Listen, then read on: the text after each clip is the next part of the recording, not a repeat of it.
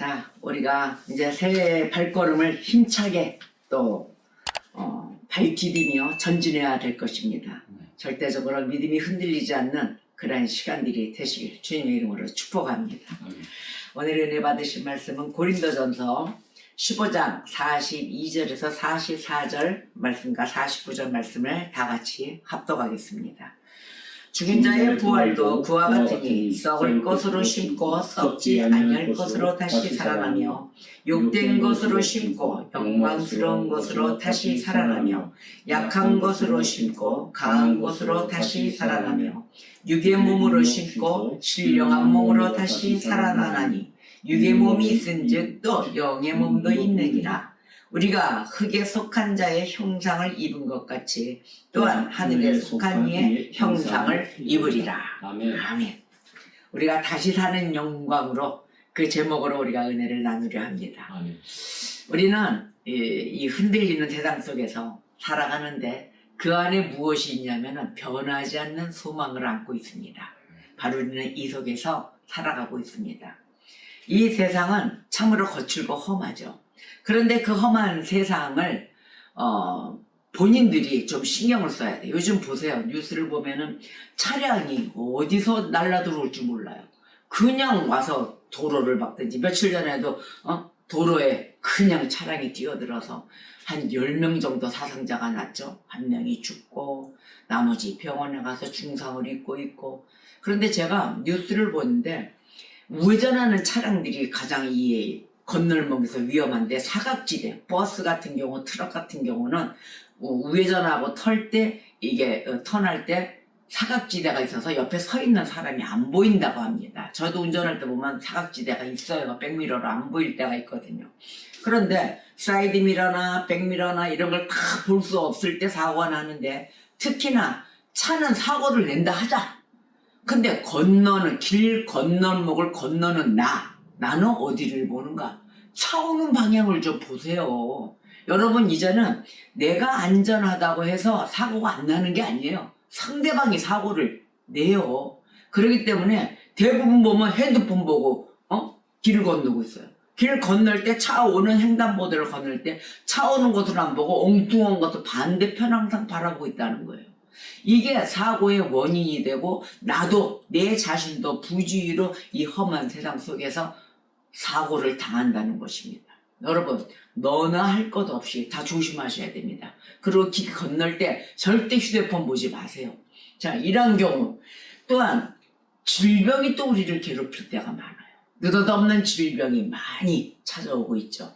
그래서 이렇게 예기치 못한 사고와 질병 가운데 우리는 이 고난 속에 우리는 이 세상을 살아가고 있습니다. 그래서 우리의 삶을 속느리째 흔들어 놓을 때가 많죠. 또한 행복하게 사는 경우도 있어요. 무조건 다 이렇다는 건 아닙니다. 자, 사도 바울이 오늘 고린도전서에서 보면은 사도 바울들 역시 거친 세파 속에 그 시대를 살아왔습니다. 그래서 온갖 유혹이 있었죠. 온갖 혼란이 있었습니다. 시대마다 다 겪고 살아요. 그러나 사도 바울은 결코 무너지지 않은 결과를 갖고 왔습니다. 그 단 하나의 이유가 있어요. 그것은 바로 부활의 소망이었습니다. 오늘 고린도전서 15장 42절에서 그 이하 말씀 부활의 소망입니다. 우리가 부활의 신비 또 고린도전서 15장을 통해서 이 말씀을 통해서 장차 우리가 입게 될 영광스러운 몸, 바로 그 몸이 어떤 것인지 그것을 나누면서 우리가 큰 위로받기를 원합니다. 자, 본론을 보면은 씨앗의 주고 오늘 본문 말씀 읽었죠? 또 형체의 변화가 나타납니다. 다시 한번 읽어볼까요? 42절에서 44절 말씀 보세요. 고린도전서 15장.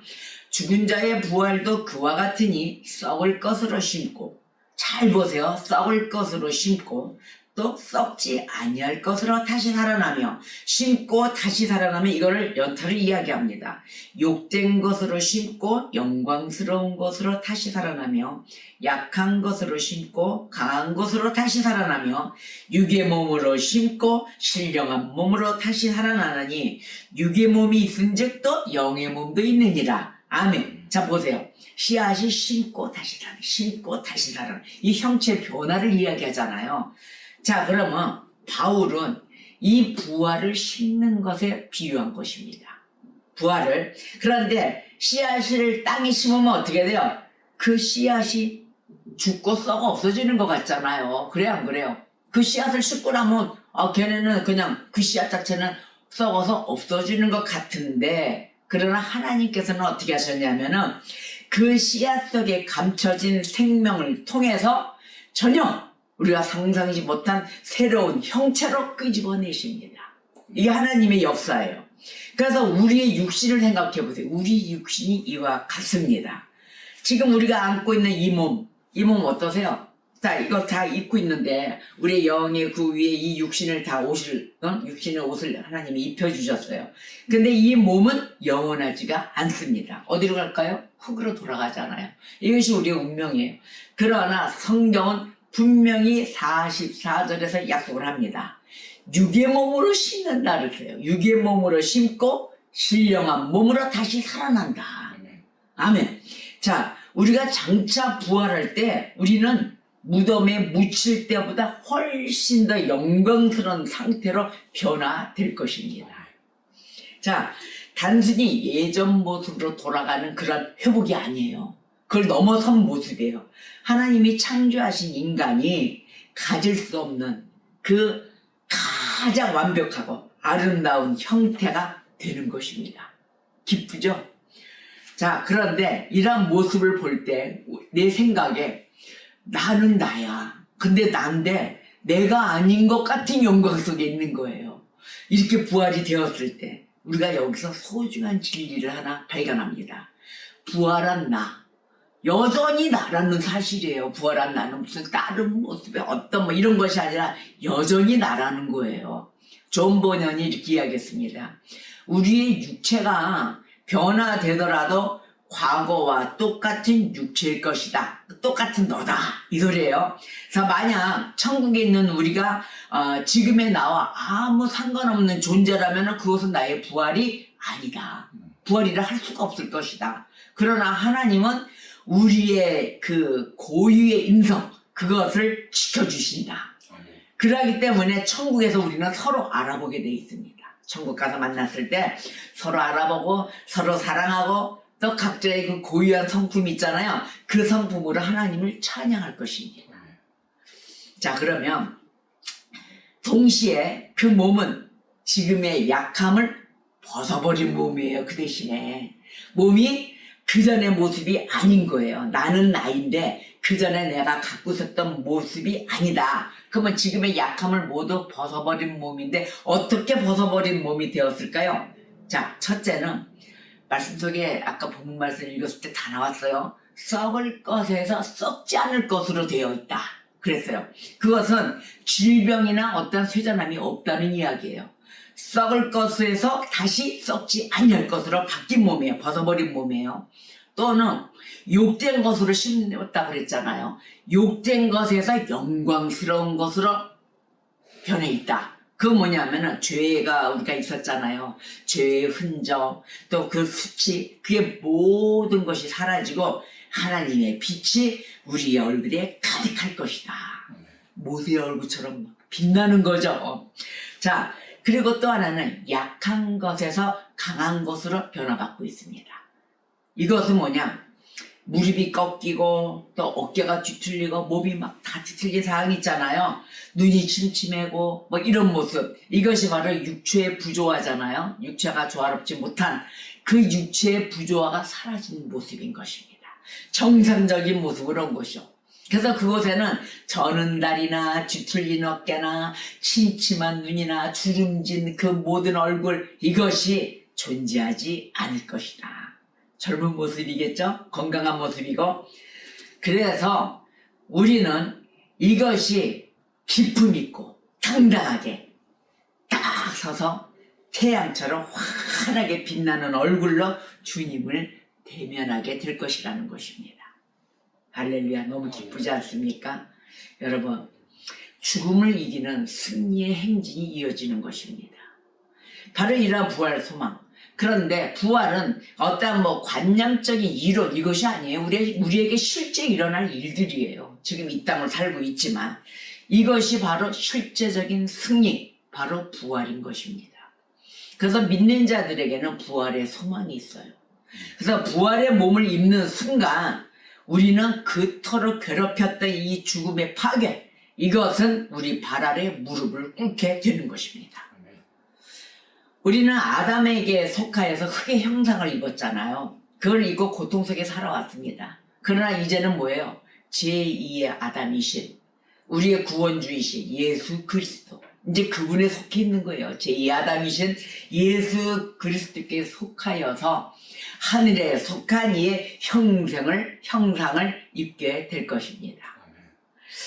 자, 오늘 49절 고린도전서 15장 49절 볼까요?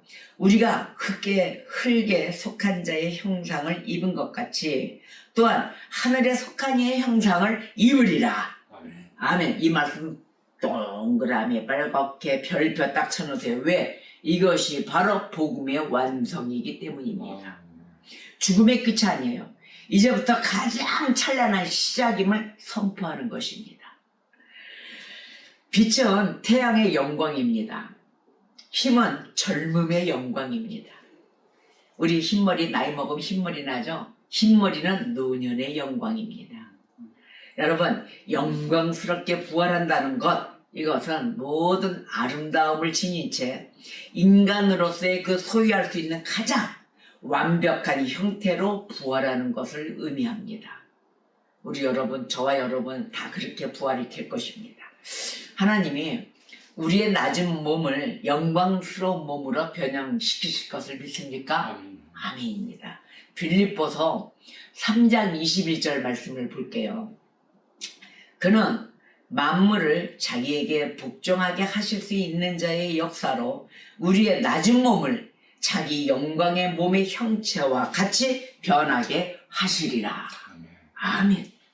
우리는 기품 있게 당당히 설 것입니다. 우리의 얼굴은 환하게 빛날 것입니다. 지금의 이 육체가 신령한 육체로 되살아날 것입니다. 최고입니다.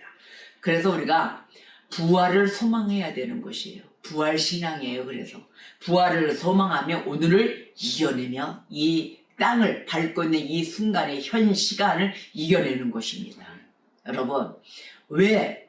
결론이 뭐예요? 부활 소망이기 때문에. 우리가 부활의 형체가 지금 모든 괴로움 속에 있습니까? 여러분, 지금의 그 육신의 질병으로 고통받고 계십니까? 네, 맞아요.